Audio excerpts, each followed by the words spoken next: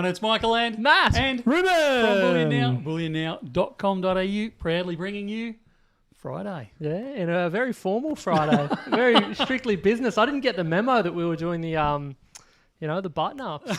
Yeah, sorry, mate. I had some stuff that I had to do this morning. And then a bit of a drive in, and of course, traffic never plays ball, and there's always someone that sits at the intersection with the traffic lights and doesn't know which way they want to turn, so it blocks up. Within 30 seconds, you've blocked up 400 cars, and it's chaos. It's good that everyone's patient though. Everyone waiting behind that car, no one gets upset. Yeah, that's right. Very civil in the city these days. So I didn't have time to change out of my Superman suit. And I even got my Star Wars cufflinks still on. Oh, wow. So that was a very formal occasion then. Look out. So Jeez. All good. How about you, mate? What's been happening? Well, I'm not quite as impressive, but I actually forgot my shirt. It was in the wash. So Con kindly dashed up the other end and dug out one of the older ones. And unnamed. It's a real rarity in the Bullion Now network. So. We could have pulled hey, it's a silly, Friday or something. We're all wearing something different, but you've just added... spot the difference. Yeah, you've just added both your own actual excuses as opposed to... But look, somehow we still managed to pull it together basically at 2:30 and we've made it. So, that's right. What more could you ask for? Oh, it's a bit of chaos today, but that's good. Yeah, wouldn't have it any other way. Yeah. So how's the week? Have you skidded into Friday, or has it been a bit more manageable than last week? Actually thinking on the way down, because I knew we always kind of start with thank goodness it's Friday. I just thought this is a perfect example of my week where I've actually got to take my son this weekend. We're going away. He's doing a sailing course. Oh, cool. So when I packed this morning, I opened my wardrobe and I packed my bag with clothes from my wash bin. Because I haven't had a chance to do the washing this week. So I'm actually taking dirty clothes away with me and all of next week's clothes. So while he's out on the water doing his thing, having his lessons, I'm going to find a laundromat somewhere and I'm going to do next week's washing. You'll be waterside rinsing your outfit. So that's the sort of week I've had where I haven't even had a chance to do my washing, so I'm ready for next week. Well, hopefully it's a relaxing outing for you then. Yeah, that's right. No, it should be a good weekend. It's going to be rain and storms and all sorts of things, so it'll be a good weekend out on the waterfront. Yeah, good. You've got to practice for all seasons. Very good. It'll be good. Very much looking forward to it. What about you, Ruben? What's cooking? We've had the chaos of the Black Friday specials that we had last weekend, which was always fun, and then flow through. We just did a numismatic release for Little Coin Shop, which is exciting. Might talk a little bit more about that later in the stream, but if anyone has seen that video, they'll have seen some of the absolutely awesome coins we got through there. Yeah, it took a while, didn't it? It did. It was over and a half an hour unboxing that one. Oh, really? Wow. Hook You Up has a bit of a problem. It says, "Hello everyone, received my 10-ounce Britannia bar and it's full of small toning spots. Is it my luck or anyone else had similar experience?" That's very odd from the Royal Mint to have any issues whatsoever. Nice media trained answer there, Matt. That's the end of my statement. Over to you, Michael. Well, do we? I guess that's the question. Do we see much actual toning? Because I would say, obviously, been fairly plagued by milk spots. We've been plagued a bit of everything. I've seen it all coming through on the Royal Mint stuff. It doesn't shock me, although I have to say the 10 ounces have been pretty good. If you'd said a 1 ounce coin, I would have just gone. The 10 ounce Brit bar, I think you've been unlucky on that one. Because they get sleeved in the plastic. Which typically is kind of the things that are sealed in some kind of capsule or plastic are typically a little bit better off than the naked coins. Yeah. Look, send us through some photos of it, Hook Up, and I don't know what we can do. We can certainly replace it if it's not up to speed, assuming you got it off us. Well, I was going to say, have we even sold those recently? If they're saying they've just received it, I actually... Well, it could have been in storage, I suppose. True. Yeah. If you got it from us...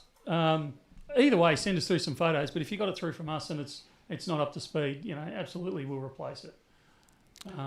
Although we do have an asterisk next to our Royal Mint stuff, I think, that says "as is where is." Effectively, we do. Because it's. It's a bit how you going at times. Yeah. I think is a technical term. Indeed. Yes. Oh, hey, Romania's on the board. There you go. Oh wow. We need to get a one of those big world maps. We can start putting little BN pins in from all the viewers all over from the this world. spot, that spot. That's very cool. That's a cool idea. Stephen wondering how we're going with emails. It says, Mob's still behind on emails. I ordered to get my allocated storage sent last Friday and still haven't received confirmation.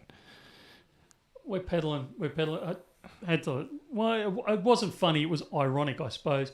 The other morning, I sat down. I kicked off the emails at 3 a.m.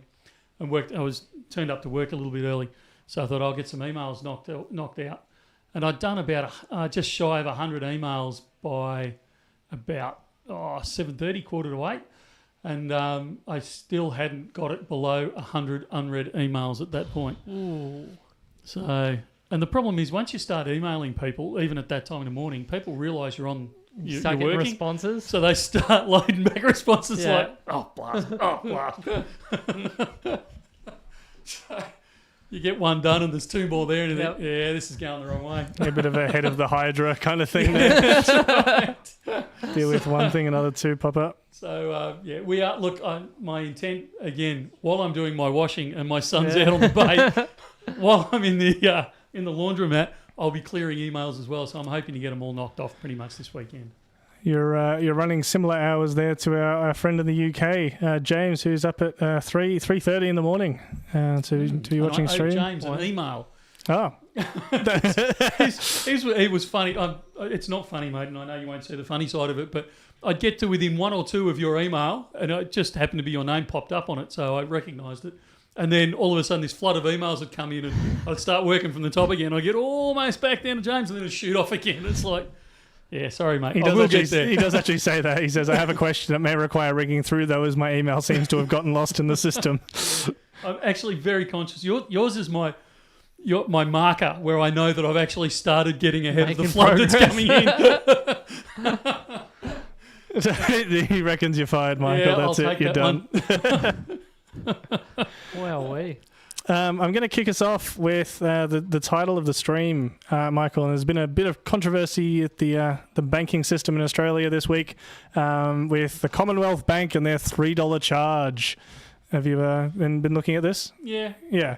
I mean, what's your opinion? Is it because they're citing that it's cash handling costs? You know, they're still obviously allowing people to pull money out through ATMs without fees. They actually aren't the first people to do it. We've had Bendigo and the likes have actually done this already.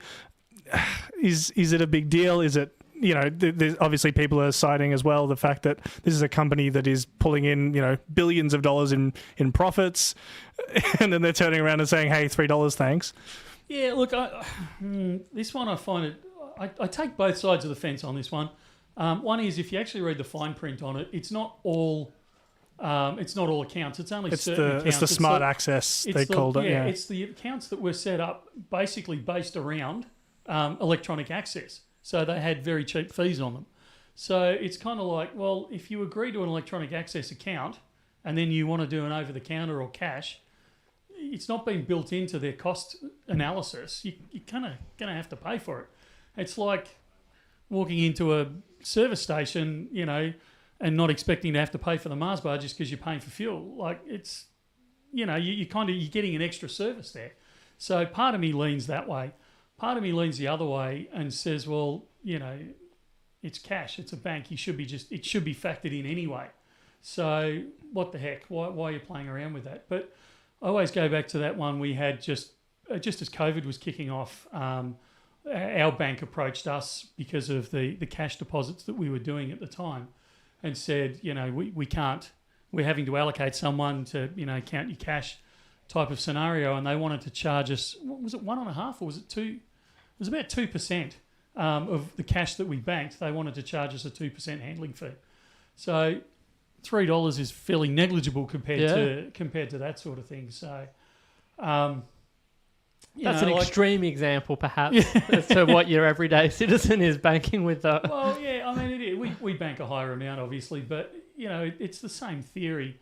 I don't like it, but at the end of the day, they're a private enterprise, and when we start saying, you know, this is crazy, Commonwealth Bank or any of the banks are raking in huge profits, you got to remember that those huge profits, they have to keep generating those huge profits. If they drop 5% or 10% in their profits, then they get crucified by the media, they get crucified by the market, they get crucified by all the investment analysts and all that sort of stuff. So they have to keep making greater and greater profits. It's what we've set. It's the system we've set up. But ultimately, those profits are going back to your superannuation fund. We all bag out these big fund managers and all that type of stuff, but they're all working for our superannuation funds. We're the ultimate owners of it. So, you can't have your cake and eat it as well. You can't take your big super payouts and retirement packages and then complain when the companies that are paying that are trying to make money. So, look, I'm not the biggest fan of the banks, and I've come out on here many times and bagged them out, but you've also kind of got to put it in perspective a little bit. I realise it was kind of probably a fairly obvious question, but I also the only shocking thing about that is it's a 96% no. Well, that's it. I don't think we've ever had a poll with such sweeping, one answer. So just wanted to see. Tell us, would you like to be charged more?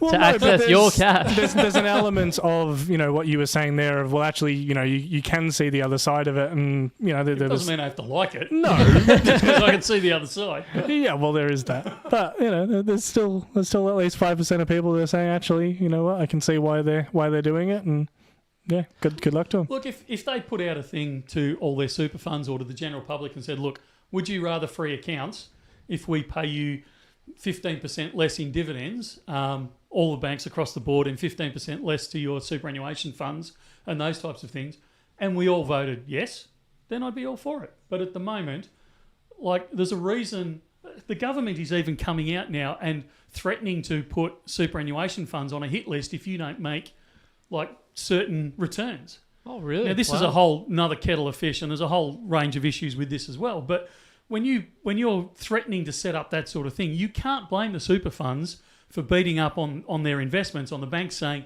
you have to squeeze every last cent out of this, otherwise we're going to get a bad rep, which means the banks are going to go, we're going to have to charge more. It's a vicious feedback loop, and we need to recognise that we're a part of that feedback loop. So what's the solution then? What would you do? Let's say you were the far. CEO of Commonwealth Bank. What do you do? What do? You factor it in. It's a fact of life. We have to set prices at Bullion Now. Yeah, and we always run this balance of, we're a business. We're here to make money, and I've never made qualms about that at all. But there's a balance there, and you have to walk it between making a profit and price gouging. And sometimes we get on the right side of that, and sometimes we fall on the wrong side of it.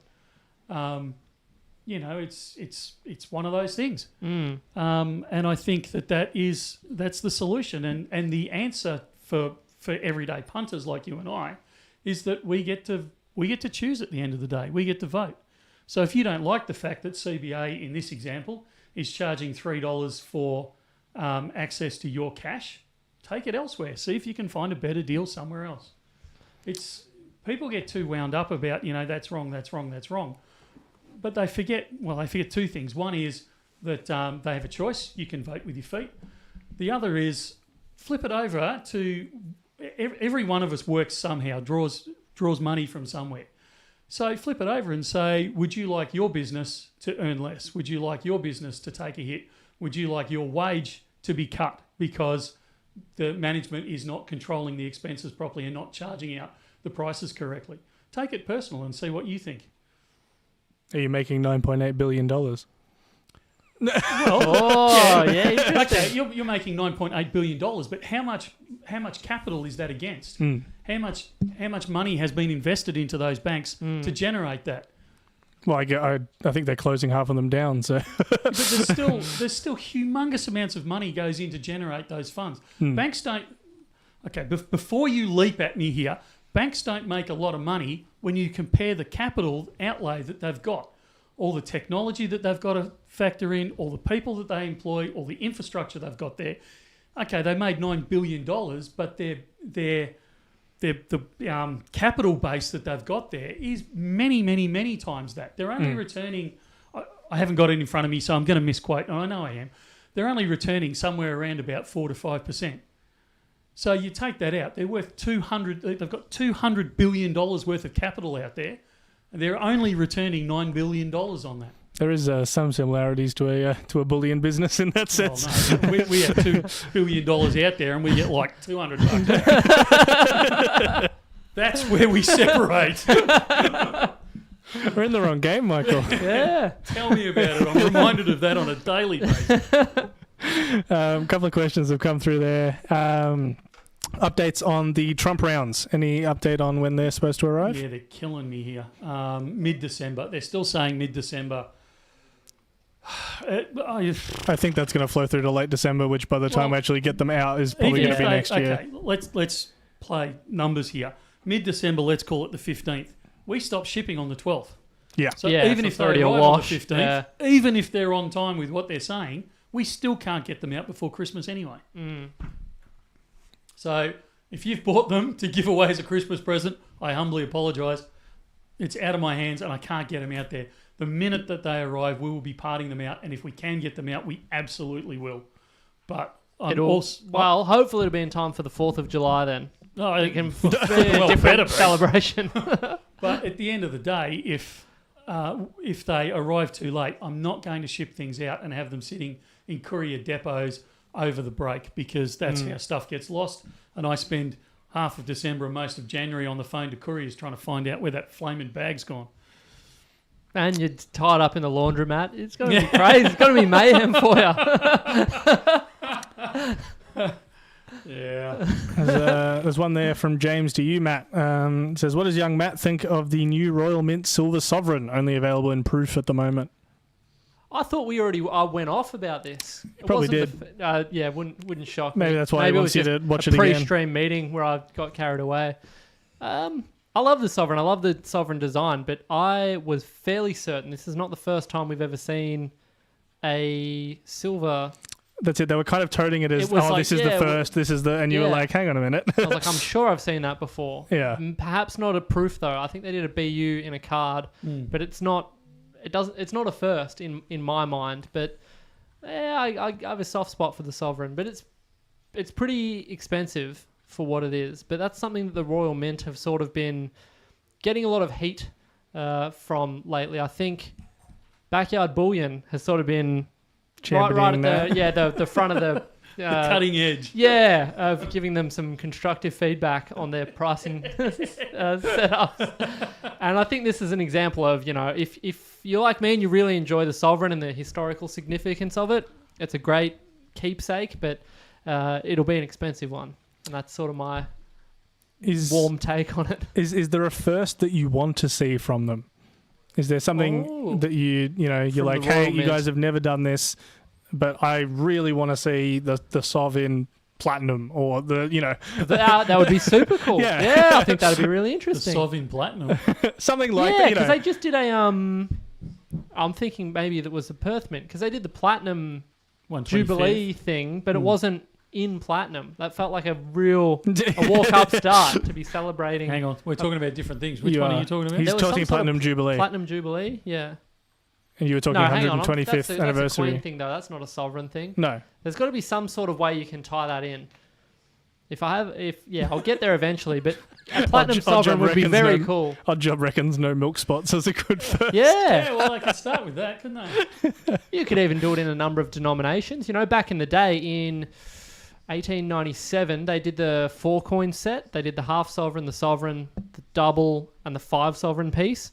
That'd be cool to see something like that. Like the way the Perth Mint used to do the family of precious metals, the little platinum, gold, and silver. It'd be cool to see something like that where they depict it or produce a sovereign in a few different denominations in different metals. There you go. You're welcome, Royal Mint. If that comes out, I'm going to be mad. Expect a little royalty. Normally I feel really bad about pitching this one because we haven't prearranged it or looked, but you are very good with your dates off the top of your head. When was the first Australian sovereign? Because hook you up saying 100 years of Australian sovs. 1855, the Sydney Mint. Technically, that's it. Yeah. There were some patterns done in 1853 and 54. And we have the Adelaide pound. That was 1852. Like I said, I don't have technically a sovereign. I don't have to feel bad when I pitch questions like that to you, because you're just like, oh yeah, it's this. It's like, yeah cool. Sydney Mint, the place to be. Ask him where his uniform shirt is, though. D- Done. Literally, I said to Con, you wouldn't read about it. I knew it was. It was honking after last stream, so I knew it needed to be washed. Yeah, Beyond that, the date it's from when gone. it was lost, though. 1 day a week, he needs that shirt. 1 day a week.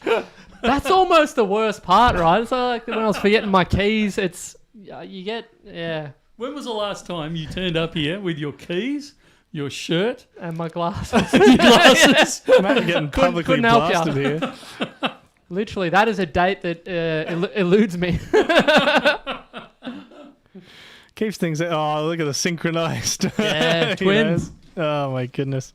Update on the Pakenham store. Yeah, what gives? This time of year, there's not much to update. It's kicking along nicely. It's getting there. It's not there. Yep. Do we have legs for tables yet? We do. Oh Not my just goodness. tabletops. Look out! He said there was no updates. That's a big one. So for those that don't know, we ordered desks 3 weeks to a month ago. I can't remember exactly when it was. I feel like it's probably 2 months ago at this point. Feels longer, doesn't it? So we ordered these desks, and the tops turned up. We got tracking numbers, so we're all excited about our new desks turning up. And they finally arrived, and it was just the tops. So one of the guys phoned in and said, "What the heck?" They said, "Oh, we've run out." Well, I still don't know how you run out of legs if you've got the tabletops, but apparently you can. So no worries, we'll have them in a couple of weeks. So a couple of weeks turned into, I don't know, 3 weeks, 4 weeks, however long it's been. They turned up this week. They built the desk. They sat on it. They built one of the desks. Everyone sat on it and went, "This is too small. We need a bigger desk." Oh, great. Perfect. So I'm like, "Oh, you've got to be kidding me." They've got these really handy dimensions you can look at before you buy it. Yeah, you get a tape measure, mate. You can figure it all out before you commit. I'm not taking the blame for this one because I did not buy these desks, and I made a similar comment to what Ruben did. Yes, Morgan, we are opening a store in Pakenham. As to exactly when that is, we are not.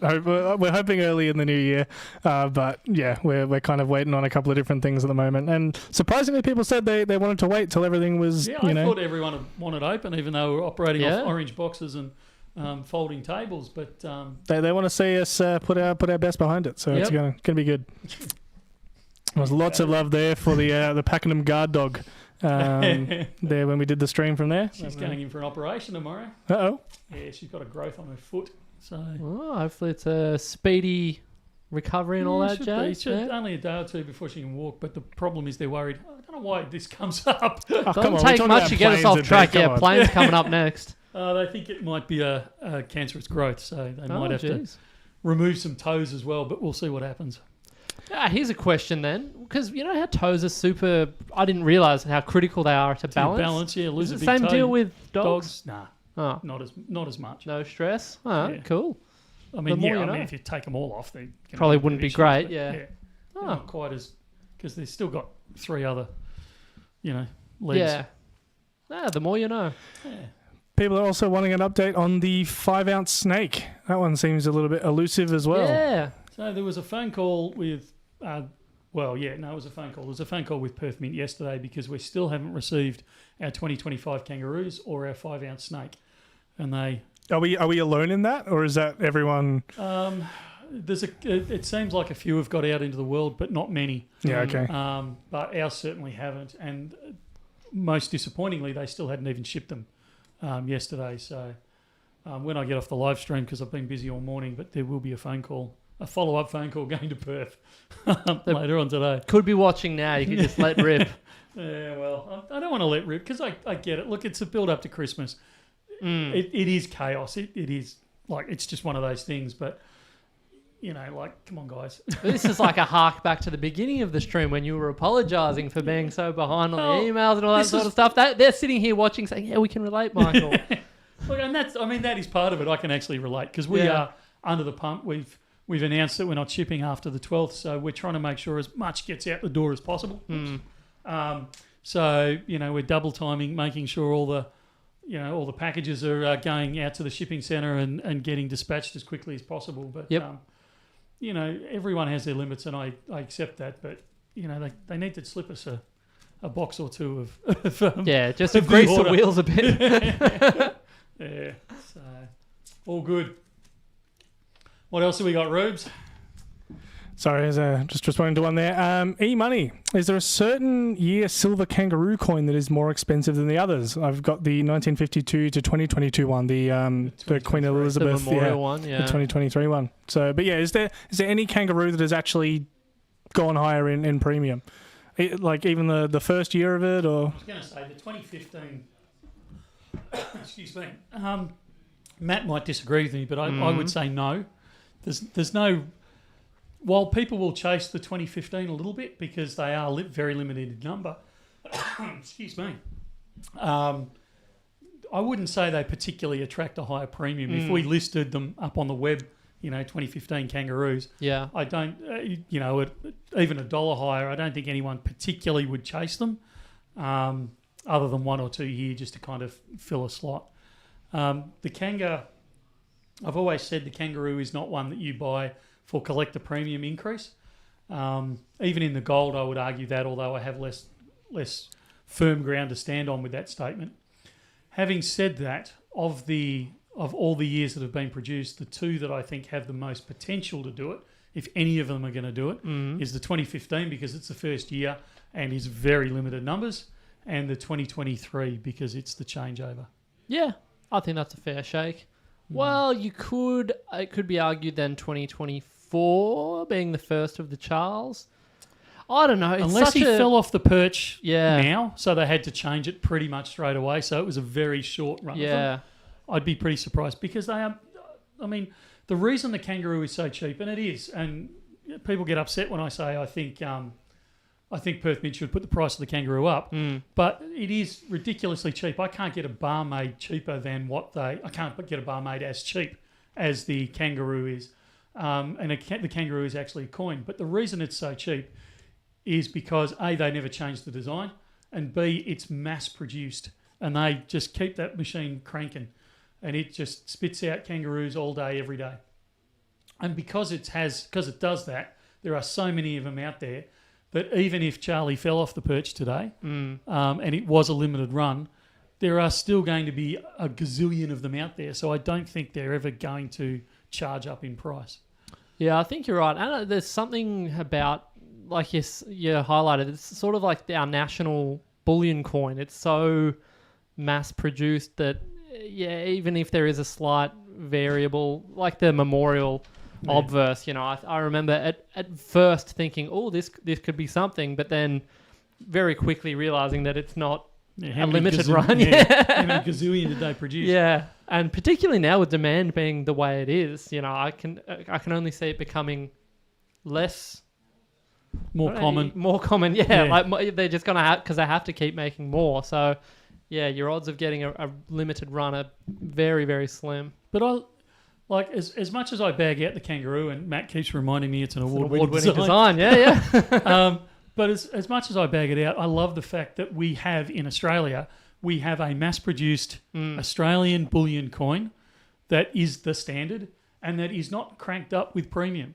Because you go back, the US Eagles, the classic example where the premiums just went absolutely insane.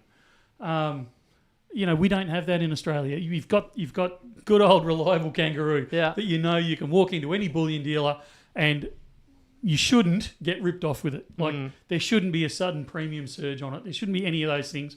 You can buy a good, reliable, well-produced coin in silver in 1 ounce at a good price. And you do have to remember that international stage as well. I remember going to Berlin and there almost being this discussion while I was there between all the different, government mints about who was going to be the cheapest. It's this almost not competition, but competition about, this one's leading the charge. They've dropped their prices by this much, and they're really trying to compete on that international stage and make a name for Australian bullion, our designs, everything like that. So I like the fact that we're competitive on that around the world.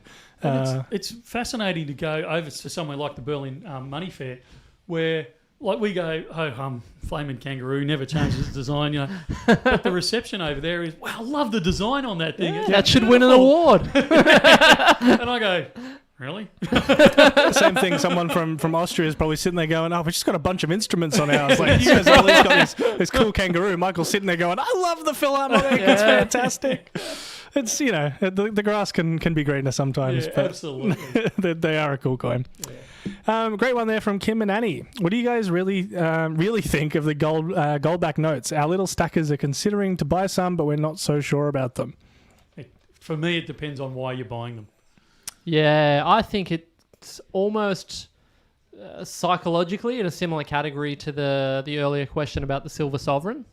It's a well, not actually, probably more so. For me, it's almost like a novelty item. I couldn't argue with that. Yeah. Like as in, it's not something that you would put aside for for the gold content. For 10 years from now, you'll be able to sell it and make heaps of money. It's more, I think, and when you mentioned there, Ruben, little, as in, so it's just I'm guessing for kids. For kids, I think in that sense to introduce them to the whole idea of the value of precious metals and what it represents in that sort of tangible format. I was going to say it's got more value than a $5 note. Exactly. If you start to explain that, I think that it's a really useful tool in that sense. And I think for a lot of people, that's a function of it, to understand a physical currency in that sense. That's not just a promissory note. There is actually something physically backing it. So in that sense, it's a really, really good tool. But in terms of should you load them up, for birthdays and Christmas with gold backs, probably not something I would personally do. Does that change if they were usable here? Yeah, I was actually going to say a similar thing, because in the States, in some places in the States, you can actually use them. Yeah. So they have a function. I agreed with you. I'm not a huge fan of the word novelty, because you think kind of those junky toys that they hand out at parties and that sort of stuff. It certainly has a value to it, and it certainly has a collector premium to it. Yeah. So I think there's reasons to get it, but if, as I said right at the start, it depends on why you're buying it. If you're buying it to stack, I would suggest there are better ways to do it. But if you're buying it for education, for the artwork, the coolness of it, the collectability of it, and possibly, if you're in the States, the usability of it, then I can definitely see the argument for it. Well, is it the type of thing that we will possibly see in Australia? Like, is there any kind of big-time bullion dealer that's going to... I don't believe we've got... Look, I'd happily put my name behind producing a goldback or a silverback here. Yeah. But we don't have the population and the awareness like they do in somewhere like the States or parts of Europe. Yeah, true. With enough population base to actually make it a practical thing. Yeah. It was a new state that dropped a couple of days ago. Yeah, which one was that? Florida. Yeah, that's right. Cool. The leader reckoning that the art has leveled up on them a little bit. Quite likes them. They are a different style. I quite like them. Yeah, honestly, they are a beautiful. One of the reasons I collect banknotes, the old banknotes, particularly the pre-feds, pre-federation, so prior to 1901 when we went into federation, is because of some of the artwork on it is just stunning, and the goldbacks are the same. That's true. Beautiful artwork. Yep. Yeah, that would be cool to see some sort of Australian take on that. With some iconic Australian artwork and things like that. You've got to go like Ned Kelly, Bushranger, I think, on something like that. Oh, yeah. I think that'd go off. Yeah, that's a good idea. I think things are happening. A Eureka Stockade or something. Go classic like that. I think it'll look pretty cool. All right. We've got options. Watch this space. We're coming up with all the ideas this stream. Royal Mint ideas. It's a good little think tank today. Needs more polls though. I disagree with that a little bit. Goldbacks aren't particularly fragile. They're actually designed to stand up to quite a lot, and they do. So I don't think they're particularly fragile. Having said that, I wouldn't throw them through the washing machine too many times. But I don't know. You guys seen even the ones that have come back in that we've bought back? I haven't seen them particularly damaged or marked up. Yeah, I haven't seen one that's been. But then again, I haven't seen one that's been what you would describe as circulated. Like I'd like to see one after maybe a couple of months of use, if it's going through a till and things like that. As a banknote type of thing. Yeah, that could be different. Well, because conceivably it's a polymer film right around it, so theoretically it should go the distance. Like I'd be curious to see if it deteriorates and you start to see. I was going to say still better than a paper note. Well, exactly. Yeah. But even the polymer notes wear down after a while. Yeah, you can see that in your $5 notes when you get some pretty scungy ones coming through the shop at times. 100%. But they Yeah, I think they do stand up to quite a bit. Oh, you do a road test. Pete reckoning that Yankee stacking has quite a few stored properly. You got them out and they are delaminating already. Oh, really? I certainly haven't had that experience, and I don't know of anyone particularly. I haven't seen Yankee Stackers one, but I haven't particularly seen. It would also depend on how he stored them, and I what haven't the seen the video, humidity so I is don't like. know. Like if you live in a tropical climate, like Yeah. maybe far north Queensland, you might be more susceptible to that. Or Florida. Yeah, look out. Yeah. Yeah, any of those types of things. So it just depends. But from my limited experience, I wouldn't have said they were any more susceptible to, showing damage or anything than a Royal Mint Britannia. Wow, good choice. Real high bar there. E-Money saying they make you pay over 1,000 or more to avoid sales tax here. Is it like that in Australia? Sorry, they make you pay. I'm not 100% over sure. 1,000 to avoid. You pay more to avoid tax? Is that what that said? We get hit with like our version of sales tax. We get hit with that on any amount. Because we bought our Pakenham property there to put the dispatch centre into, we had to pay GST on that. Now, because I'm a business, I could claim it back, but that was a multi-million-dollar transaction, and we got slugged GST with it. The only $1,000 kind of mark is when you're bringing goods into the country. You can pay like extra like import tax and whatever on. If you bring in, I think they've dropped that 1,000 now, though, haven't they? Have they? Theoretically, they can charge GST on anything coming through, because that was probably good old Jerry Harvey got that one knocked out because he was complaining that too many people were importing stuff and competing with Harvey Norman and not having to pay GST. Ah, I see. And they were undercutting him, so they poor fella. They got rid of it. They've clarified in the shops here. They tell you if you spend 1,000 or more, you can avoid tax on the items. Yeah, it's not the case here, but we don't have bullion. Correction, we don't have GST on most bullion items over here. So again, it wouldn't matter what you spent. You would either have to pay it, or if it's not GSTable, then you wouldn't have to pay it at all, no matter what amount. That's a compelling upsell method, though. Absolutely. Spend Maybe more, we should start that. Yeah. Right, from now on... We won't charge GST if you spend over 1,000. We will not charge you GST. Yeah. Asterisk down the bottom just this says, applies we to don't charge everything. it. We don't charge it anyway, but We got Jason wondering where we're from. We are from Australia, Melbourne specifically. Yeah. Man, I didn't think my accent was that bad. Want to briefly talk about, I know we try and steer clear of politics, but there was a tweet put out by Donald Trump this week talking about tariffs, specifically to do with the BRICS nations. Thoughts, Michael? 100% tariffs. Do you want to take this one first? No, you take this I'm going to go one. for about half an hour. Yeah, go for it. Yeah, you got your button up on today, so get into it. I can't. I don't know if I've got half an hour in this. Actually, I can't spit Start it out. again. It just amazes me that everyone rallied around Trump and didn't expect the fallout that we're going to get from it. Oh.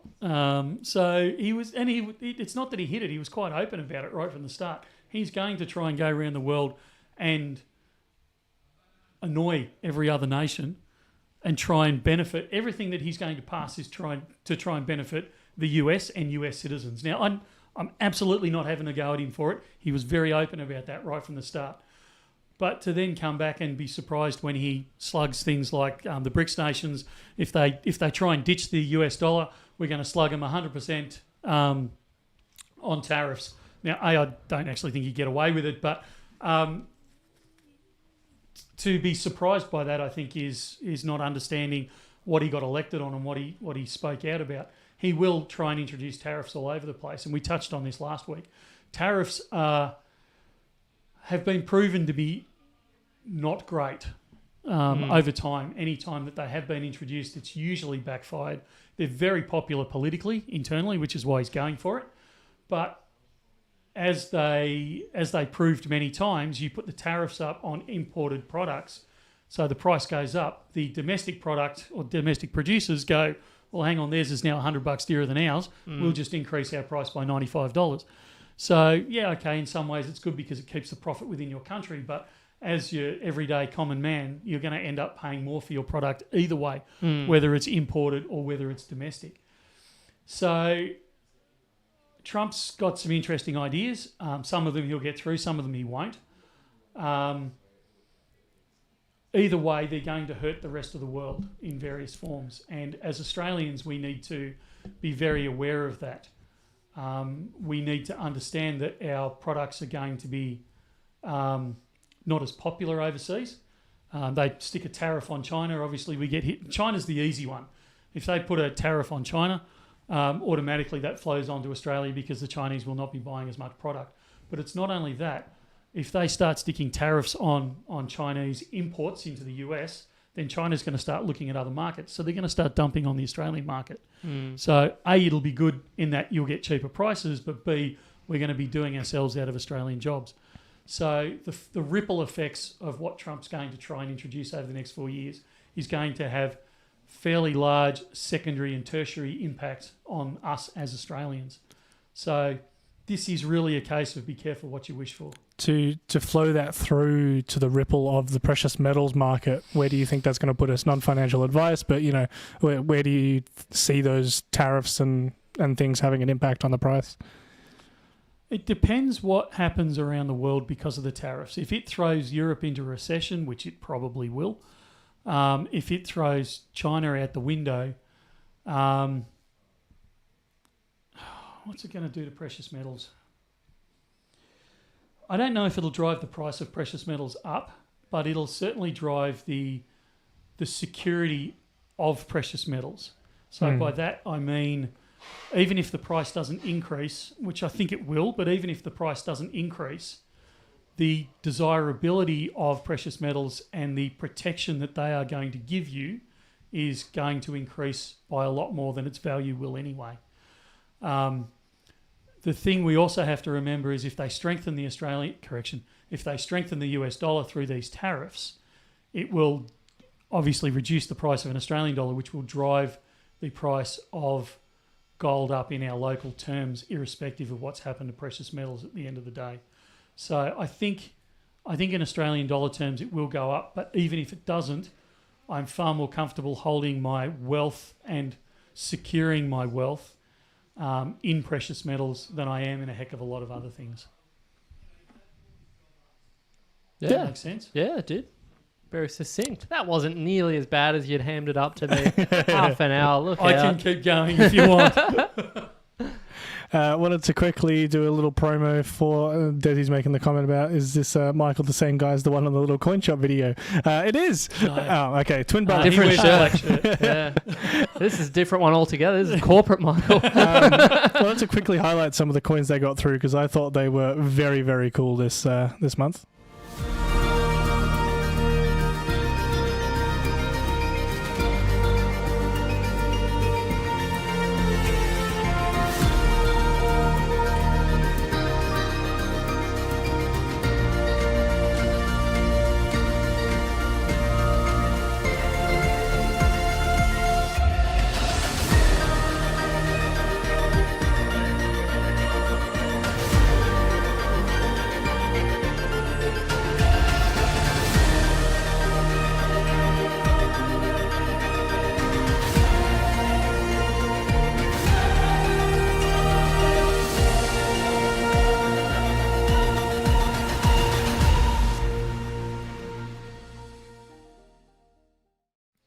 And the camera work was done by our very own Ruben. What a whiz. That's very impressive. I absolutely love some of those little coin shop coins because they want you to get close and look at some of the detail on them. There's certain bullion rounds and things like that it's just like, if you look at it quickly. The milk spot. They're nice, but they are just for stacking, and that's it. They're 1 ounce of silver. But some of these other coins, obviously, you're paying more for them, but they look beautiful, and it's fun to try and highlight them. And that's it. We did just drop a video over on the Little Coin Shop channel. If you hadn't seen that, I'll quickly find a link. Name another mint the channel that produces that level of quality that frequently. See, occasionally someone will pull something out of the bag, and you think, "Wow, yeah," but it's not consistent. But I tell you what, they're going hard at the moment. It's very hard, I think, for a lot of collectors to keep up. People have just been slammed with. Australia Post had the impressions catalogue, and someone calculated it was somewhere in the order of about $4,000 if you wanted just one of each of the PNCs that came out. Yeah. On top of that, you've got unreal releases coming out of Perth. Fortunately, the Royal Australian Mint have not been putting anything impressive out lately, so that's a bit of a breather. But, geez, I tell you, I think people are having to choose a little between, am I eating dinner tonight or am I getting that coin? Is this the turning point, do you think, of something? Because we've said for a while there that quite early on, pre-COVID, there was, people were really having to produce some really excellent coins to kind of stand out. Throughout COVID, there was a bit of we can put out anything. Yeah. Are we starting to see that turn back where they're actually hitting the drawing board and going, okay, what can we do to make this good, to make this stand out, to make this...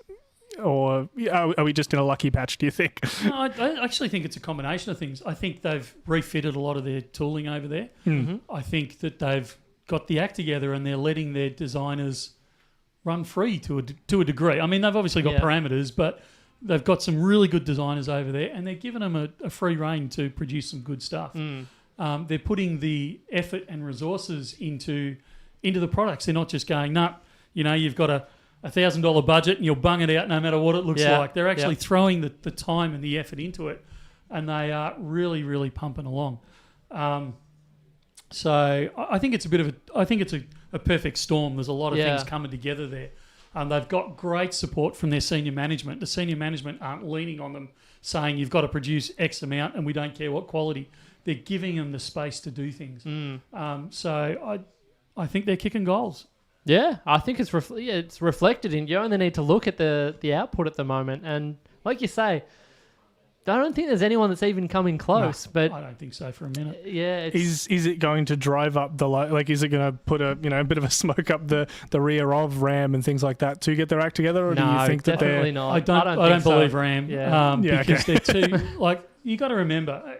I'm not defending RAM here because I'm not a huge fan, but at the end of the day, 97% of their business is producing our currency. Yeah. This is a hobby for them. So I don't think they'll ever throw the resources at it. I don't think they're required to. Perth Mint, their whole job is precious metals and numismatics. Yeah. So it's in their best interest to produce these types of things. And like you said earlier, they've got the design team that have the capabilities and the broad, and as we saw when we went there, they've got such a broad and eclectic team of artists as well. So it's not just... for a lot of RAM stuff, you see a RAM coin and you can say, okay, it's clearly of a certain style. It's not really getting out there. Whereas if you look at even just this batch of releases, it's a very, very broad spectrum of artistic designs and things like that. So, yeah, it's apples and oranges, really. I actually don't think it's fair to compare them in that sense because... Yeah, Perth's in their own category. But, I mean, I'm not the guy to remember names. That's Matt. That's why I take him everywhere. Who heads up the design team? I'm looking right at him. You did a live stream with him. Top bloke. And I humbly apologise if you're watching. I've forgotten your name. But I keep thinking Sean, but that's no, Wade. Did the Sean's Wade? Wade. Yeah. Wade or Wayne? Wade. No, you're right. I'm really sorry, Wade. Just blame it on that's bad as well. We're double blanking. Yeah. So Wade, who's chief guru over there, he allows them to, or he encourages the certain designs to go to certain artists over there. And so, as we saw with Sean, he's a bit of a freak when it comes to snakes and dragons. So he buried himself right in it, and even down to designing each scale on that snake. Yeah. And you could see his passion and his love and his whole persona went into this snake, and you can see it. And they've got such depth in the whole team. I mean, we've picked out one example there, but they've got multiple examples of that when you go there and somebody will say, oh yeah, I designed that because I really like, this, that and the other. Oh, I did this one because I really, this is my forte kind of thing. Yeah. And they do. They design these projects for each person that they've got over there, and they've got such a depth that they can bring out this whole eclectic mix, and every single one of them is a winner. And I think I think that's reflected in the output, obviously, but also, like I say, and again, it's not that we're bagging out the RAM, but I feel like with a lot of mints, a lot of big companies like that, it almost just becomes sort of like being in a call center. All right, the next call's coming through. Whoever answers it just, that's the way it falls. Whereas talking with someone like Lucas, when he said that he caught wind of the Ninja Turtles, and he said that's me, and then and then Wade would say, yeah, that's Lucas. So, and then it's reflected when you get the end result, and you look at it and you say, yeah, I can tell this person's passionate about the project, and this person is clearly interested in Ninja Turtles because they've done it a certain way, and they've done it justice in that sense. So it's the Rubik's Cube was obviously designed by a Rubik's Cube nut. Because it resonated really well, and I keep coming back to it because I am not the guy who's going to like a snake coin. I dislike snakes with a passion. I love that snake coin, particularly in the blue, the teal. I don't know what colour you call it, but that it just pops out of there. He's done such a brilliant job with it, and he's obviously gifted in that, and it's obviously a passion for him. There was some people questioning the colour once I quickly showed that reel there, but the thing I like about it is that it's done, the snake's designed off a pit viper, and if you look it up, it looks, if anything, it's actually more vibrant in real life, that colour. It's actually a really stunning colour. So we give a lot of kudos to the designers, like the design team, and they deserve it. Don't get me wrong. We sound like we're blowing smoke up there. It does. It sounds like, we've got Neil or someone just outside the door nodding away. Just slip us the $5,000 later, mate. But no, it's not just their design team, though. It's like the guys that design the dies and produce the dies. Yep. Like the skill level that they've got. And if you want to see that, I don't know if Rubes can do it quickly, but we did a tour of the Perth Mint a few months back, and we actually got a chance to sit with the guys that do the design of the die, but also the guys that create the die. And we talked to them about it, and it's like their skill is just incredible. And to gather that much quality workmanship under one roof, I think Perth Mint has absolutely, I still think they're the best in the world. Possibly the Canadian Mint is catching up to them. We need to go there, though. We need to go and do a tour. I was just saying that if these other places let us go, and see how it's all made, maybe we might be singing their praises just as much. We're never getting an invitation to the Royal Mint. But sorry about that, fellas. Michael went there as just a normal customer and wasn't allowed in, let alone pushed right through to the gift shop part. See you later, mate. I didn't even get to the gift shop. They shut the doors on me. We can probably scratch that one off the list. But there's definitely a few others that I would Canada's love watching. to see. Jermaine, you've given us a standing invite. Yeah, that would be a be fantastic one. Yeah. Keen for that one. But you're right. The only one that ever comes into the conversation is the Canadian Mint. So we'll gladly do a behind the scenes there and see what's what. Yeah. But even when we did that filming, Rubes, of that video, I mean, that's a short clip of it, but when we did the full-length video, which goes for half an hour, so sit down with a coffee on that one. But as we do with all the numismatic ones, we sit down, like at the end of it, we say, right, which one would you get for fun and which one would you get for investment? There was, I don't know, what was there, a dozen, 15 coins in front of me? You could argue the case for each one. I couldn't pick one out. And it's not that they were all lousy. It was all that good that I wanted every single one of them. And I could give you a really good reason as to why I wanted them and why it was either good fun or a good investment. But that's what I was getting at earlier. It makes it really difficult. If you're trying to budget and you're trying to justify some of these acquisitions to perhaps a significant other, it's very hard to sit down with, you get a delivery of 15 coins and you say, well, here's the deal, right? I know it looks like a lot. However, you don't often see the rose gold in the koala. You don't often see this. I've never seen a pineapple with a SpongeBob. It's hard. You've got to laugh. Would Bullion Now take a raw nugget, and would we pay spot price or less? Nuggets are a pain in the neck. We have bought them, is the short answer on that. Although I'm always hesitant to. You will always get more money for them if you take them to sell them as a nugget. People love them for the unique shapes and everything they have, and we're only going to be looking at it as the gold value, and you can get a lot more for nuggets. And the problem with nuggets is that the only way you can tell the gold value on them is to get them melted, because they always come with other, whether it be quartz or rubbish or all that sort of stuff. And I mean, you run one under the XRF, and one of the new guys was looking at it the other day with me, and I shot it in one place, and he goes, "Oh, it's 96% or whatever it was." And I went, "Yeah, hang on a sec."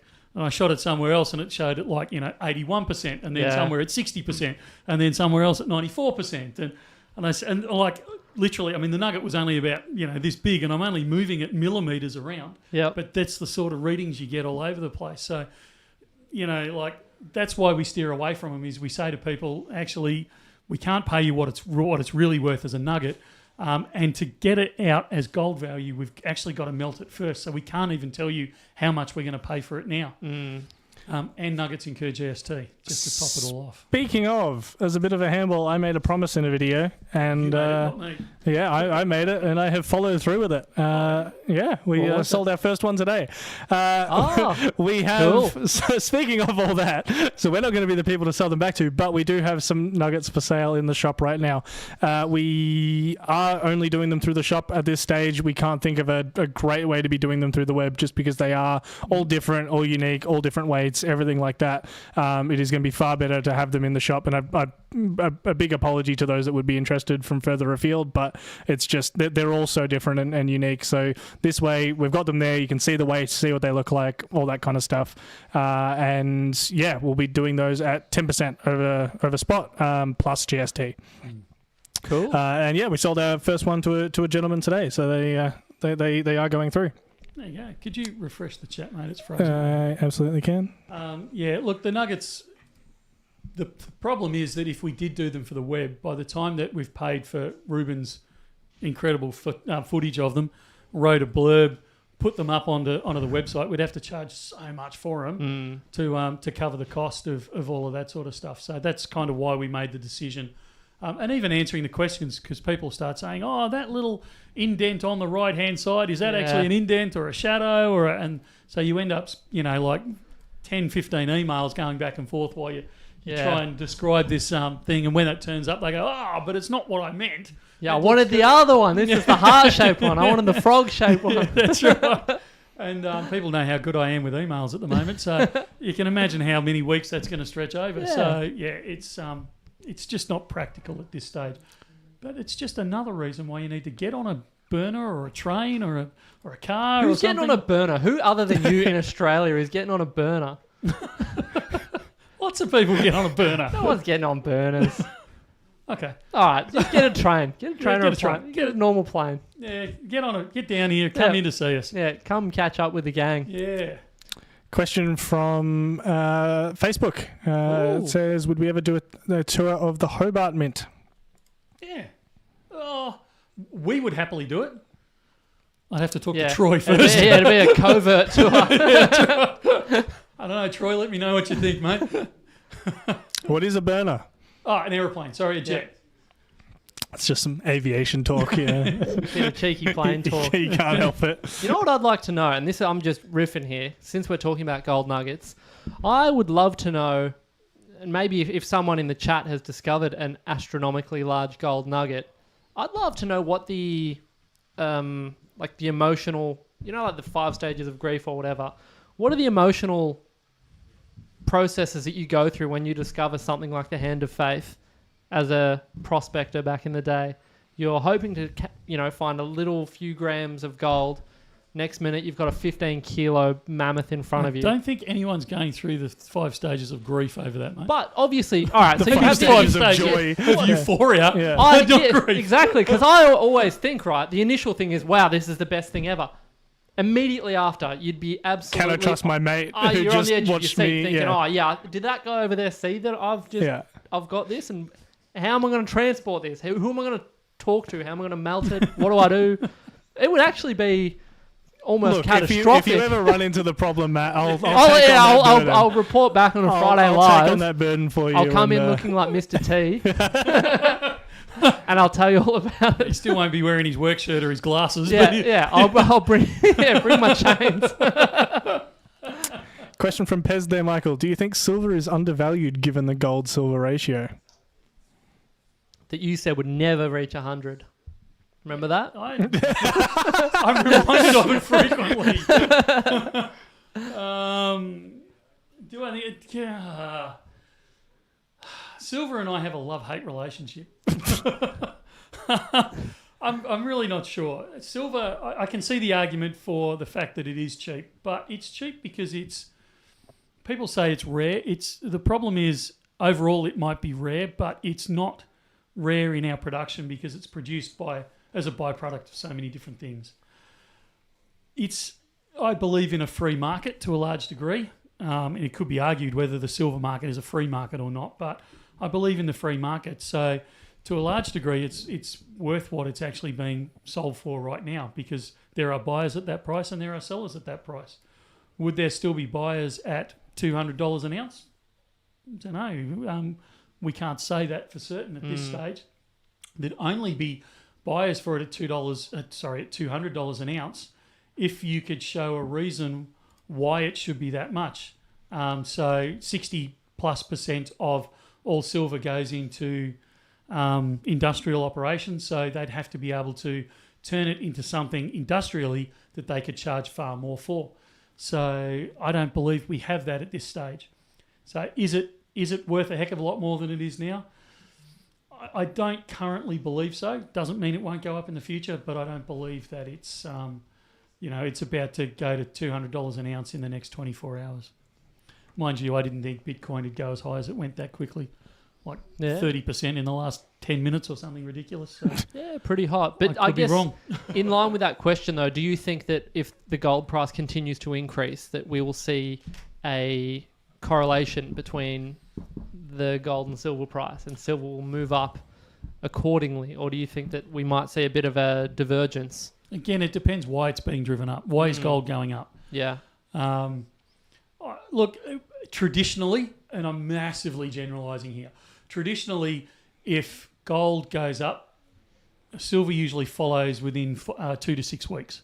It usually follows a similar trajectory. So I would say naturally, yes, it would go up. Having said that, we see a higher gold-silver ratio now because I believe that the sentiment has moved. Whereas 40 years ago, 20 years ago, we were kind of looking at that kind of 40 to 1, 50 to 1 kind of ratio. Now the 60 to 80 to 1 seems to be more of a norm. So whether 100 to 1 could become more of a norm at some time in the future, I don't know, because gold charges and silver doesn't. Because they are both precious metals, absolutely. But one is purely an investment grade metal, i.e. gold. It is well in excess of 97% of all gold usage is purely for stacking reasons. They're doing it for protection of their investments. Whereas only 1/3 of silver production is actually used for investments. The rest is actually used for industrial use. So ultimately they have different uses and industry may not value it as high as the investment does. So it means that any move upwards, industry will just say, oh, we won't buy anymore. And so that ratio will go back to 50-50 instead of 1/3, 2/3, or those types of things. So there's flexibility in the silver pricing, whereas there is not with gold because it is only used for one thing, and that's investment. Andrew and Kath have got a little bit of an answer for you there, Matt. They're not claiming to have found another hand of faith, but they say, if you're a hobby detectorist, whether it's 1 gram or 1 ounce, the emotion of finding a nugget that hasn't seen the light of day and no one else has found, it's just amazing and keeps us going. Oh, nice. I love that answer. Yeah, it's a very wholesome answer. And they go around all over the place doing their detecting, so... Yeah, it was Andrew and Kath that were sending us the photos, the update. Yeah, with the bag in the middle of nowhere. Very cool. Speaking of, not from them, but we have had someone else send through a photo for us of a BN bag in a strange location, nestled in amongst some grapes. They say same colour as the wine will be. Yeah, nice. Giving it something to look at and aspire to. So where was it? Italy. That's all I've got for you. It was definitely Italy. Well, if that was yours, let us know where that was taken. some extra information. But yeah, no, very cool. Always love to see those. If you had anything like that, feel free to send through to live@bullionnow.com.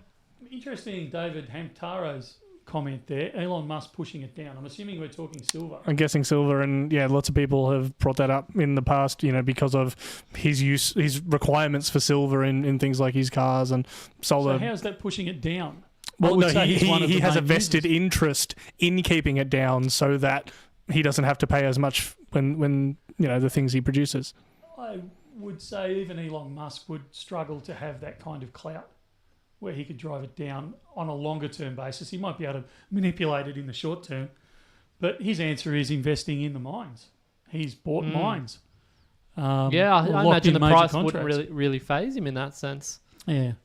So I would struggle to I know that I know there's a lot of conspiracy theories around that, but I struggle if you scratch the surface to. I think he's busy enough running an X and Tesla and Tweeting up a storm. yeah. And what's his space thing called? SpaceX. Yeah, that was hard, wasn't it? Yeah. SpaceX and he's got like The Solar Boring Company. Solar City. He's got the Boring Company. Yeah. I'm not sure he's intentionally manipulating it. Desi wondering if JP Morgan can do it, then can Elon Musk? Yeah, but you've also, you need to scratch the surface on what JP Morgan did with that. Absolutely, they were manipulating price, but again, it was done on a more short-term basis. It wasn't systemic. Actually, it was systemic, but it wasn't a... It was done by some traders there. It wasn't done... I'm just going to dig a mess into this one. We need to do a whole live stream on it. There you go. There's way too much information in that one. Do some research on the JP Morgan one. Absolutely, they got smacked for it, and rightly so. They were doing the wrong thing. But it's not quite as clear-cut as either the mainstream media or the... What's the opposite to mainstream media? Minor stream? I don't know. The other stream media makes out... Alternative media. Yeah, that's probably the actual answer of it. Media. There's actually far more to that story if you start digging into it a bit. If you do some research, depending on when you do it, you might find a Bullion Now video about it if we end up covering the topic or not. Yeah, it's actually really... These things are really good to look into and do some of your own research.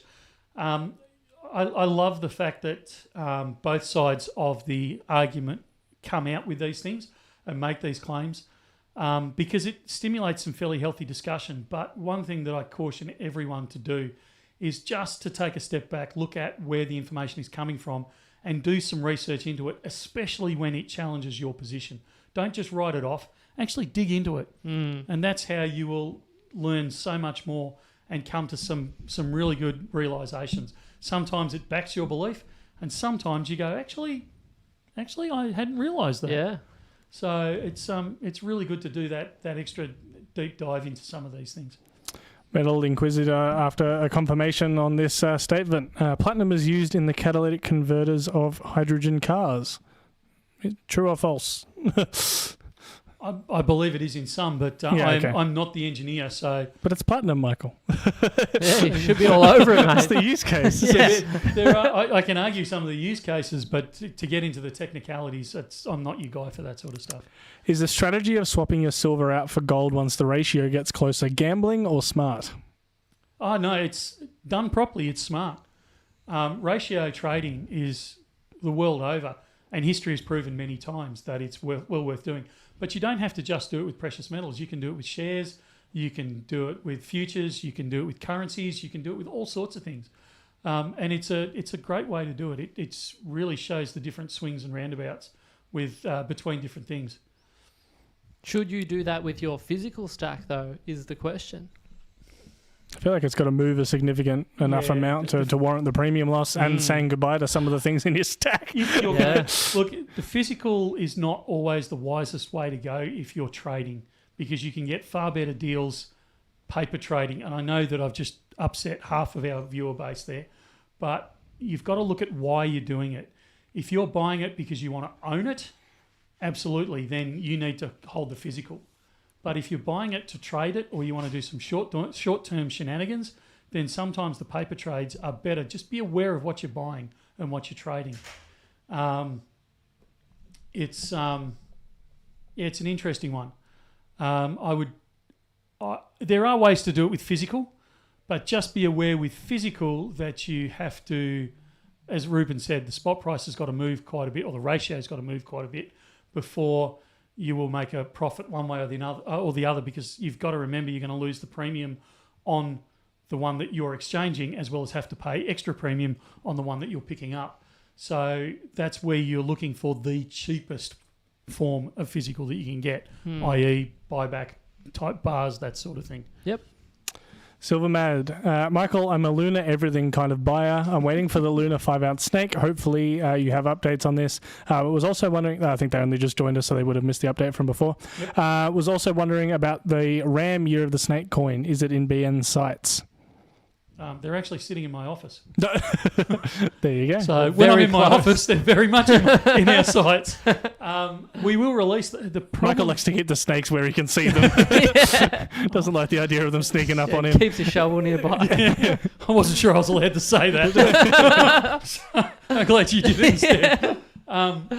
Look, we will release them. The problem is this time of year, we are jammed packed with so many releases because everyone's trying to get their 24s finished and get their 25s in, so everything's cranking through. That I think that we've even been releasing stuff onto the web without shooting a video. There was the Haraeus bars I saw went up this week. Snakes went on. Yeah, there was some gold Haraeus bars that went up without a video. Yeah, there was something else I released this week as well without a video. I can't remember what it was now, but yeah, I was pleased to see that they were chunking through. And while I'm on the topic of things that we're releasing, yes. Oh, no, not that topic. No. Back a little bit. You're also, if you keep an eye on the website over the next few weeks, you're actually going to see things sneak up on the web that we've only got a few of because we've got a stock take coming up at the end of the year. Clearing out your office? Yeah. I am trying to clear out everything.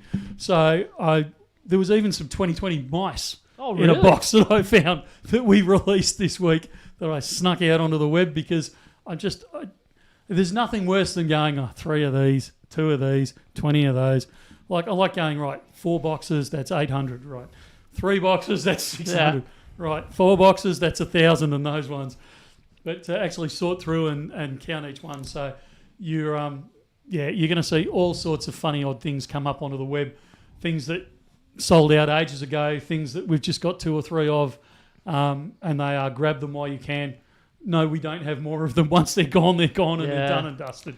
Odd job there. It's all got to go. It kind of makes me want to shoot, a like classic TV commercial of, Michael's gone mad. There's always some level of madness in some of those sales. So yeah. Yeah, love it. We're actually going to, if we get ourselves organised, we're actually going to release some. I wanted to call it the Black Friday hangover sale, but nobody else went for that one. So we're going to release some stuff this weekend. That is one of the things I was going to when I reacted before. There was a couple of articles you sent me this week, Michael. There was Donald Trump and Justin Trudeau having a productive dinner together. Yeah, why did I send you that? I have no idea. There was a paragraph about halfway down the article. I thought, must talk about that. Yeah, I haven't seen. We might have to come back to you on this one. It was like it kicks off talking about the BRICS tariffs and things like that. So it could have been something about that, but it's just as it's come through to me. The other one was similar, but it was about Australian farmers getting caught in the trade war crosshairs. Yeah, that's kind of what I was hinting at before with the tariffs, how the ripple effect is going to be far greater than any of us know, because things like if the Americans, I think part of that the Australian farmers getting caught up was Trump is trying to, I don't know how this works, but he's trying to use the threat of tariffs on China as a reason for them to buy more US beef. Oh, okay. Which means that if China buys more US beef because they have quotas as to how much beef is allowed to be imported into their country to protect their farmers. So if they take more US beef on board, it means they will take less Australian beef on board. So the Australians farmer will suffer for it, and of course we have the flow-on effect of the wider community when farmers suffer. So this really is going to be an interesting 4 years, and the tariffs are going to not work out the way that you think they are initially. Those unintended consequences, those ripple effects are going to keep going, and a lot of people are going to suffer for it if these things come through. You can see that I lean right And I'm a free market guy, as I said before, and I think the market should set the rules. But this is one of the cases where I think we're going to see that play out more and more. I wasn't around for the 60s and 70s. I was born in 72, so you can do the maths on that one. But this is very much reminding me of the studies I've done of the 60s and 70s where they were, tariffs were a big thing. And there was a reason we moved away from them and we went to a more freer market. And I think we will find that in 10 years' time, we'll start realising what the tariff damage has done to the worldwide community and we'll start moving away from it again.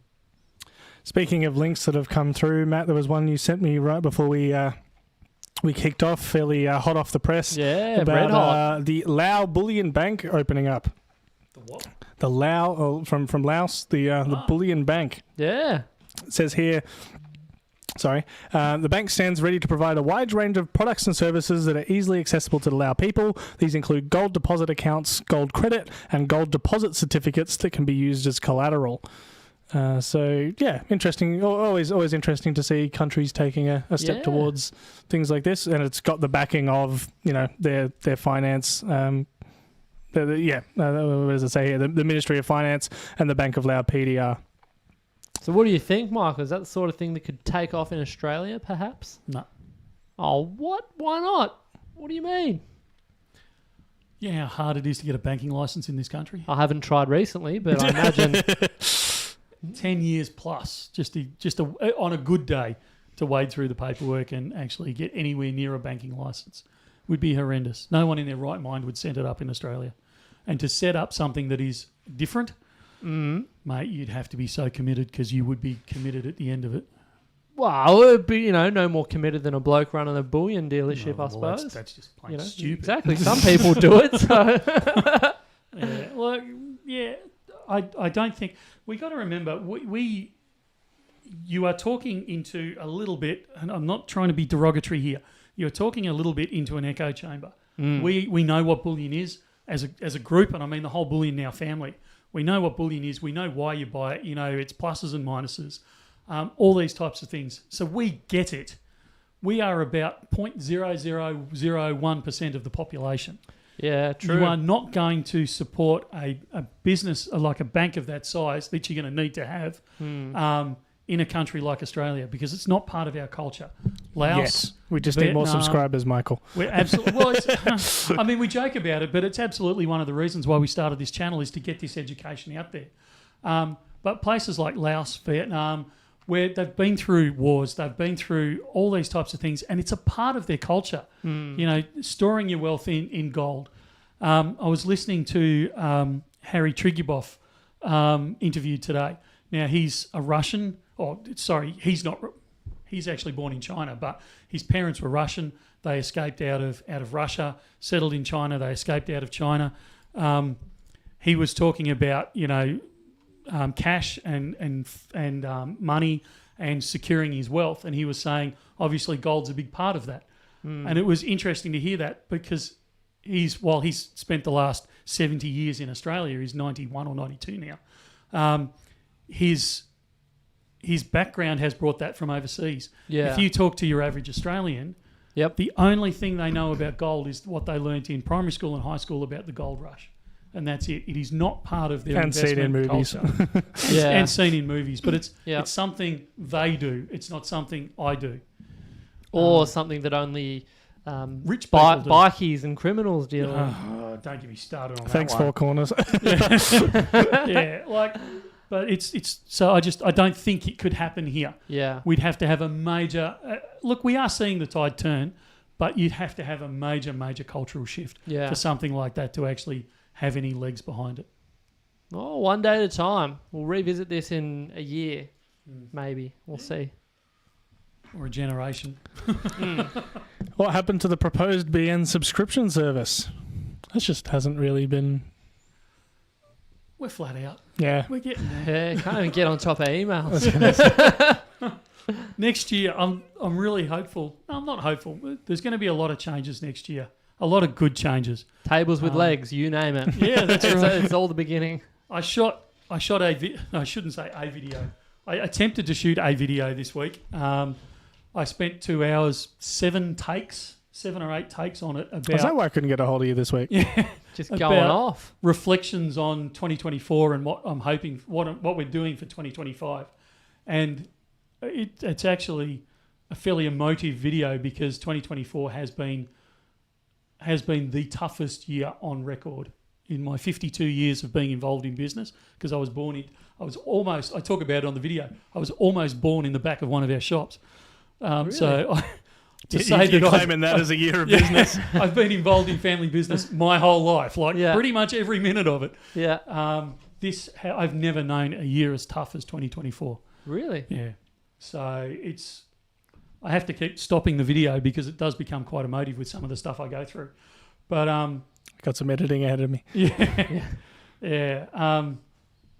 I can't remember where I was going with this. 2025. 2025. 2025 is going to be a good year. It's going to be a very good year with the things that we're putting in place. Yeah. It's going to be good. The other thing that we need to shoot before the end of the year is a reaction to the price of gold and silver, and where you thought it was going to be a year ago. You sat down with Andrew and did a bit of a, hey, where's the spot price going to be? Yeah. And I think it'll be interesting to look back at that now, because I remember him mentioning $50 silver and you going, I'm pretty sure it was that. I can't remember if it was 50, but I know whatever he said, I went, you're dreaming. Yeah. And then we saw some pretty crazy highs. Yeah, and I think he called 3,000. Was certainly high twos, I think it was, for gold, and I had a quiet chuckle at that as well. Wow. I don't think anyone. I would challenge anyone to actually show me video of someone calling, in Australian dollar terms, greater than 3,000. There's guys out there that are saying there's plenty that do that. Plenty that say it's going to go to 25 and 50 and 100,000 and all that sort of stuff. But someone that actually called accurately, 3,000 Australian or 2,500 US, that it would hit kind of that sort of level this year. I disagree. I think there is so many people out there doing this kind of stuff that there's always someone. There's broken clock. That's it. Yeah. There's always someone that will have gotten it exactly right. But even that, I'm sure there is. But I'd still argue that everyone has either called it crashing or called it getting to 50 grand, and I don't think anyone kind of would have nailed it around this sort of level. But there will always be one out there to prove me wrong. James is wondering why we don't just go to IKEA and buy some tables there. Believe it or not, somebody actually made that suggestion, and I was quickly shot down. Yeah, because you get.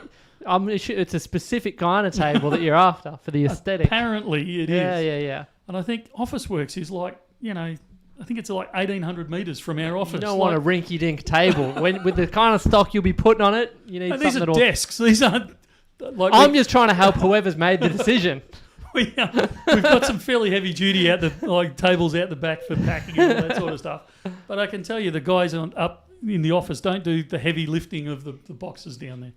I'm going to cop so much flack when I get down to EDC next time. We can hope that they're not watching, but they probably are. Got to stop digging. Metal Inquisitor. Right. I keep getting emails telling me I haven't paid an invoice even after Michael sent me an email saying it's all sorted. Your auto email generator is creating more work for you guys. If only that were my only problem. Who runs your business, Michael? You or the staff? Well, it's not me, I can tell you that much. I quite often start the day and think, right, we're going to do this today, and usually by 10 past 9 I'm told exactly why we're not doing that. So set an agenda, make sure it's on a whiteboard though. Yeah, that's right. I'm under no illusions on this one. This one has gone very, very quickly, but we are running to the end of this stream. What? We have not hit the 300 viewer mark. Saved some money, didn't I? Yeah. It's because you're here, 100%. Next week, everyone, set your calendar and get 2 friends. Everyone get 2 friends to come on board and watch. And we're going to crack the 300. Matt wants to break the 300 before the end of the year. Yeah, otherwise Michael said 2025's looking like I'm not going to make it. Yeah, you said there was some good changes coming. Real upgrades coming. It's getting rid of Matt so we can hit 300 viewers on the stream. Nothing personal against Matt in the slightest, purely just because we want to see that 300 number. So I'm really, really counting on you guys. 300, please. We'll even carry the spot special over to next week. There we go. Yeah. Alrighty. So for those that weren't here last week, I promised that if we crack 300, we would do a spot special for the number of viewers peak that we had got. Yeah. at the peak. Well, I don't know how we'll do that because as soon as we hit 300, I'm going to say, hey, look, we hit it. We're going to do it. So I don't know. But yeah, long story, yeah. Well, at least put 300 up. That's it. At spot. I don't know what they'll be yet. I haven't worked that out. We've got to get there first. At this rate, it's hopeless. It's impossible. It's too hard. Matt going for a bit of reverse psychology there. Yeah, they'll never do it. Prove me wrong. 300 1 kilo bars of gold at spot. Look out. Oh, dear. What else do we have to mention or talk about? Christmas shut-off dates. People want to know that. When are we stopping shipping? Our last day is close of business, so 5 o'clock on Monday the 23rd of December. That's when we're shutting the shop. We are shutting the shop. Yep. Officially, we reopen on the 13th of December, which is 3 weeks' time, the Monday, 3 weeks' January? time. Yeah, January would be better. December, that'd be a stretch. Yeah, we're not going back in time at this or point. doing the whole year. Yeah, well, that's right. Or going forward. We're not taking 11 months off. So 13th of January 2025 officially will be open. But I know that I have a little bit of anarchy going on amongst the staff because some of the staff want to come back early. So we will, in all likelihood, have the shop open at some stage the week beforehand. But we're not. We'll do a soft opening. I will announce it on YouTube, but it'll be a bit of a soft opening because we'll take the opportunity to clean the shop out and finish off any stock take items that we've got to do and that sort of stuff. So when are we stopping shipping? Shipping stops on the 12th of December, so that's next Thursday, I believe, or this coming Thursday. And that way we've got time to get... So your payments have to be cleared with us by the 12th. That way we can get everything shipped out and safely in your hands before the couriers start playing funny games over the Christmas break. Perfect.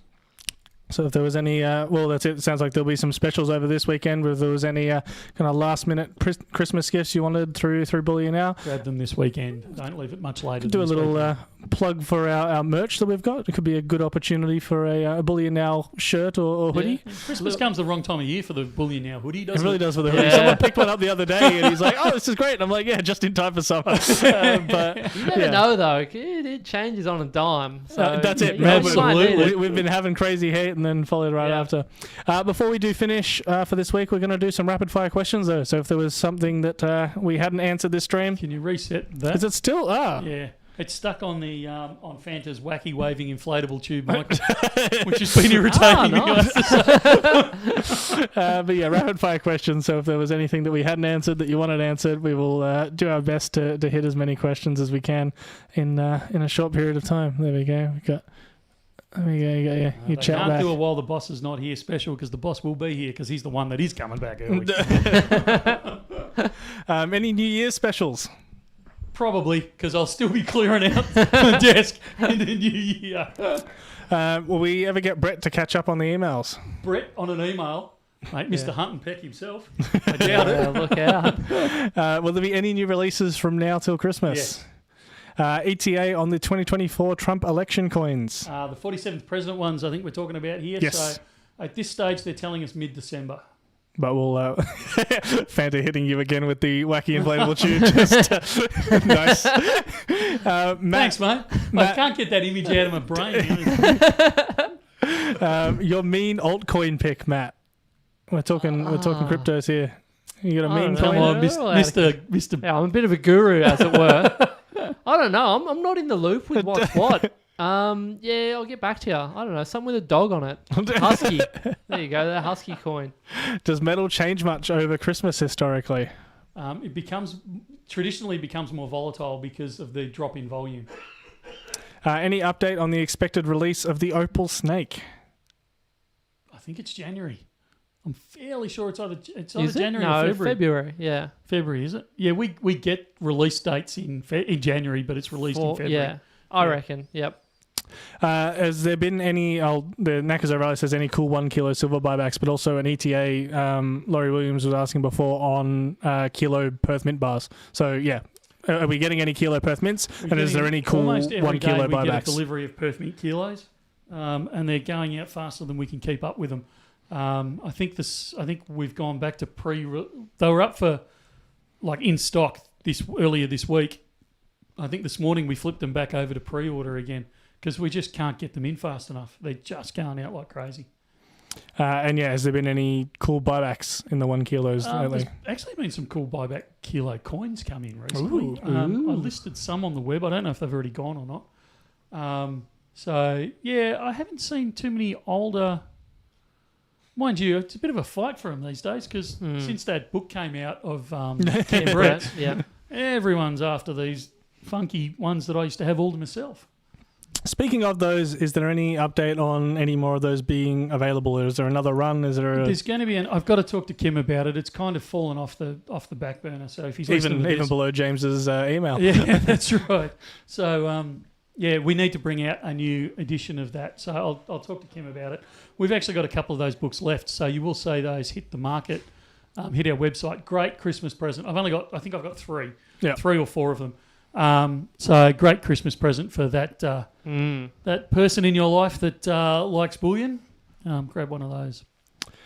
I think we've made it to the bottom of the list, so we've killed the rapid fire questions this week. So super, good job. We need to finish up fairly on time so I can go and do my washing.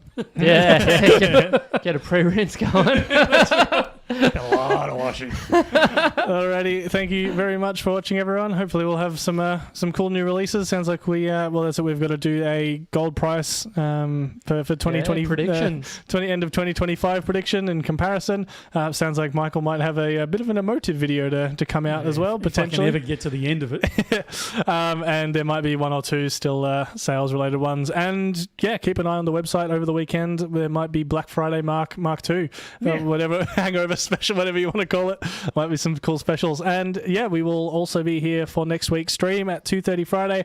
If we hit 300 viewers, we'll be doing a special, but we will wait. Next week our last? No, it's the second last one. We've got two more. So it's the penultimate one. You have to turn up for that. Yeah, look Indeed. out. Woo. Live stream, Christmas Eve. I don't know. All right. Thank you very much for watching, everyone. We will see you next time. See ya.